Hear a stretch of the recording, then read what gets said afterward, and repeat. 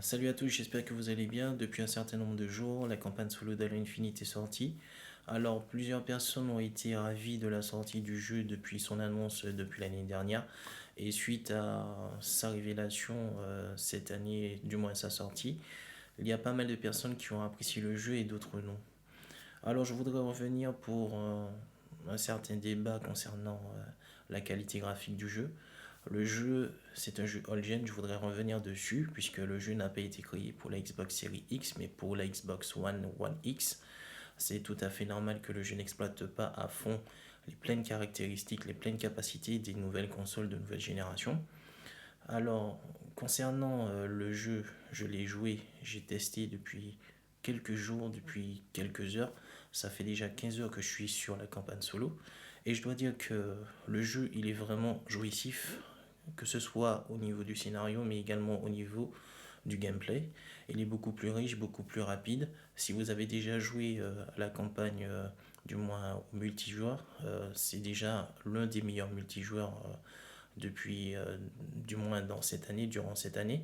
Alors, le jeu, franchement, il a beaucoup de points positifs. Il y a de la répétitivité concernant les tâches qu'il faut effectuer, par exemple, aller ouvrir, appuyer sur un interrupteur, etc. Mais concernant le gameplay, la façon de jouer, la réactivité, le fait que l'intelligence artificielle puisse vraiment suivre, ce n'est pas comme certains jeux où les humains ou encore les extraterrestres sont vraiment bêtes, etc. Non, loin de là. Euh, je dois dire que le jeu est assez bien. Alors, surtout avec l'ajout du grappin, mais aussi avec la personnalisation du Master Chief, en apportant certaines caractéristiques à ce dernier, avec le grappin, aussi avec les modules qui permettent de détecter aussi les ennemis.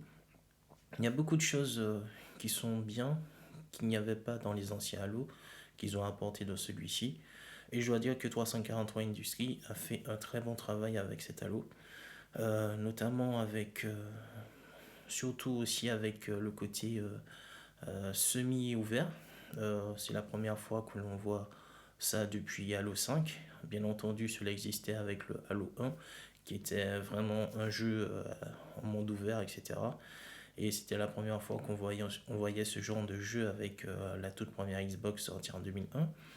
Alors, je dois dire que le monde, il est assez vaste. Il y a beaucoup de quêtes à faire, des quêtes secondaires. Bien entendu, il faut libérer des prisonniers appartenant à l'UNSC, des gardes, des membres de l'armée, etc. Ce que j'ai trouvé assez bien en fait dans le jeu, surtout au niveau du gameplay, c'est surtout la vivacité, comme je l'ai dit, la réactivité du Master Chief. Le scénario, je l'ai trouvé assez bien aussi. Il y a des petits moments assez touchants aussi dans le scénario où on apprend que le Master Chief fait face à certains obstacles et certaines choses qui l'affectent d'une certaine manière. À travers le casque, on ressent un peu sa tristesse, etc. Ça, vous le verrez dans le jeu si vous jouez au jeu, par exemple. Je voulais revenir également au niveau des textures du jeu. Moi, j'ai trouvé le jeu assez beau. C'est pas une claque graphique. C'est un jeu old-gen, je l'ai déjà dit. Mais je dois dire que 343 Industries a fait un excellent travail au niveau de l'optimisation et de la texture, des graphismes, etc. Ils ont fait un excellent boulot. Et sans oublier que Jason Schreier a également dit et parlé du développement du jeu qui était un peu chaotique. Puisque il y a certaines équipes qui travaillaient de leur côté, il n'y avait pas d'unification entre les différentes équipes, et surtout qui travaillaient sur un truc de développement, je ne sais plus de quelle façon il parlait, mais il parlait de système de développement qui datait depuis les années 2000. Ça retardait un peu le projet, le développement du jeu, et cela a causé pas mal de problèmes au sein de l'équipe, mais aussi a retardé beaucoup le jeu, etc. Alors, je dois dire qu'il y a certaines personnes qui veulent que ce soit Bungie au lieu de 343 Industries pour les Halo. Mais je dois dire que depuis que 343 Industries a repris les rênes de la série Halo, et bien entendu, les personnes qui travaillent dans 343 Industries, la plupart des développeurs étaient des anciens de Bungie. Du coup, ils se sont basés, ils ont essayé de faire un renouveau, en fait, un renouvellement de la série. Et ce que j'ai bien aimé là-dedans, c'est que avant, par le passé, il y avait beaucoup de choses que je n'appréciais pas dans Halo. Il était assez vide, etc. Il manquait de vie.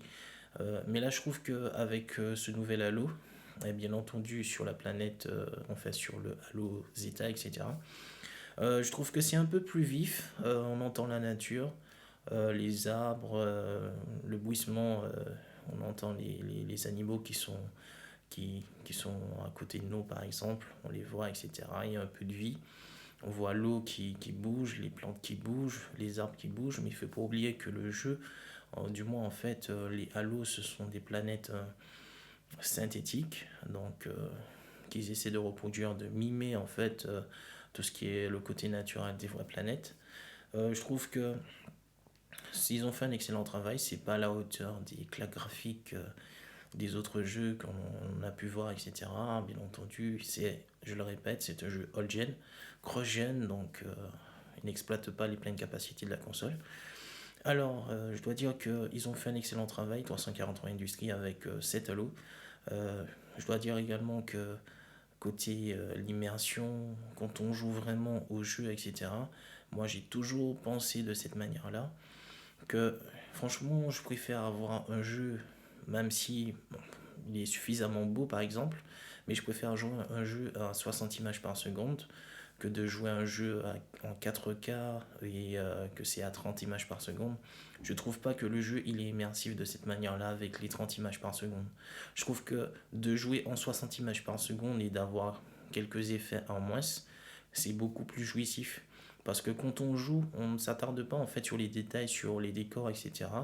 On regarde plus, on joue plus, on prend du plaisir à jouer et on s'attarde pas en fait sur ce qui est autour. Si on s'arrête à un certain moment donné dans le jeu et qu'on prend le temps d'observer, oui, mais quand on joue et qu'on est en train de tuer des adversaires par exemple, ah ben on prend pas le temps de regarder. J'aime bien que les jeux soient un peu plus fluides, etc. Et je dois dire que au niveau de l'optimisation de Halo Infinite, ils ont fait un excellent travail. Avec la série X, il n'y a pas de lag, le jeu il est fluide, le jeu, à aucun moment donné en fait le jeu n'a lagué, il n'y a pas eu de bug, il n'y a rien eu. Et ce que j'ai apprécié aussi également, c'est au niveau des lumières, mais également au niveau des ombres. Par exemple, quand vous descendez une montagne, vous sautez par exemple, bah, c'est clair qu'en fait avec les effets de lumière, etc., l'ombre est éloignée, plus on s'en rapproche en fait du sol, l'ombre devient beaucoup plus grosse, etc. J'ai bien aimé en fait, j'ai bien observé aussi qu'il n'y ait pas de ralentissement ou de lag, etc. A montré que 343 Industries a fait un excellent travail au niveau de l'optimisation. Et je trouve que le jeu est vraiment beau, en tout cas pour moi. Alors, je suis à quelques heures, je peux pas faire vraiment un test du jeu, mais c'est plus un avis personnel. J'ai pas été d'accord aussi pour certaines personnes qui ont commencé à critiquer le jeu, que voilà, le jeu n'est pas beau, que le jeu ne méritait pas cette note-là. Et je dois dire aussi qu'il faut être aussi un peu objectif, même si on aime un jeu ou une console, etc. Moi, je joue à toutes les consoles, mais j'ai plus une préférence pour la Xbox, mais je joue beaucoup aux jeux de PlayStation. J'aime beaucoup les licences de PlayStation, de Sony, parce que toutes les licences, elles sont bonnes. J'aime bien ces licences. Mais j'ai plus une préférence avec la Xbox, surtout avec la manette que je préfère. J'aime pas trop les joysticks symétriques. Alors, et puis il faut dire aussi que ma toute première Xbox, ma toute première console qui m'a été offerte, c'était quand j'avais 11 ans. Et je dois dire que j'ai plus d'affinité avec la Xbox qu'avec la PlayStation. Mais je préfère les licences de Sony, mais j'aime bien euh, le système d'exploitation, la manette, la prise en main de la manette sur la Xbox. Et bien entendu les manettes Elite qui sont vraiment superbes. Alors pour parler de Halo Infinite, moi j'ai trouvé le jeu super bien. Il y a eu beaucoup de critiques, comme je le disais. Euh, le jeu il en vaut la peine. Il ne faut pas écouter ce que certaines personnes peuvent dire à propos du jeu, que le jeu il n'en vaut pas la peine, etc., etc. Il faut vous faire votre propre avis, vos propres avis. Il ne faut pas se laisser influencer par certaines personnes qui pourraient euh, essayer de défavoriser, décrédibiliser le jeu, discréditer le jeu du moins, parce que le jeu il en vaut vraiment la peine. Certes, ils sont partis de loin avec la présentation depuis l'année dernière et le jeu est revenu en force cette année. Et depuis l'annonce et la présentation du mode multijoueur, j'ai trouvé que le jeu il était vraiment bien. Et de par cet avis que je me suis fait avec le mode multijoueur, je savais que la campagne solo serait bien. Et je ne suis pas déçu de la campagne solo. Je suis pas déçu de ce qu'ils ont apporté dans le jeu.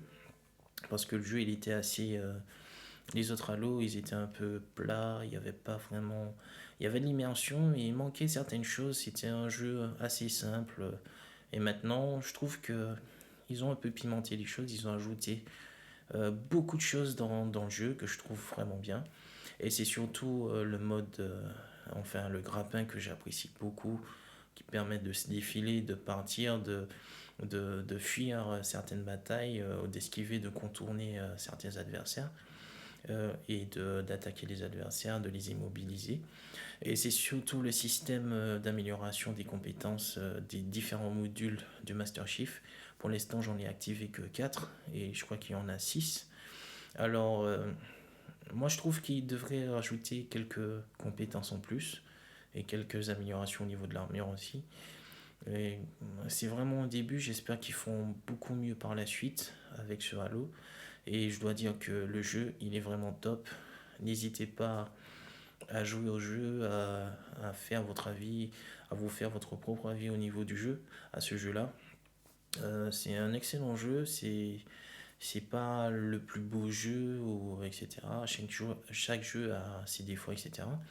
Mais c'est un bon jeu en tout cas. Vous pouvez apprécier le jeu. C'est un jeu qui change de ce que l'on a vu, que l'on connaît, etc. Depuis un certain nombre de temps.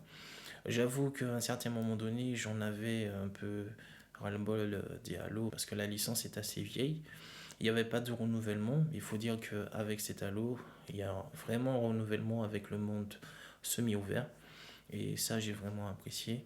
Alors, ce que je voulais dire, ne vous laissez pas influencer par certaines personnes qui veulent discréditer le jeu, qui veulent tirer le jeu vers le bas. C'est un excellent jeu. Il faut y jouer. Il faut prendre son temps. Il faut apprécier. Le plus souvent, on joue, mais sans vraiment regarder les détails, tellement on est immergé dans le jeu. Et dans le jeu, on sent vraiment l'immersion complète. Alors je dois dire que, bon, vous me direz ce que vous avez pensé dans les commentaires concernant le jeu, si vous avez apprécié ou pas. Mais en tout cas, selon mon propre avis, c'est un excellent jeu que vous pourrez jouer pendant un certain nombre de temps, et mais également aussi avec le mode multijoueur qui est super, qui est vraiment d'enfer. Alors, vous me direz ce que vous avez pensé et on se verra pour d'autres vidéos.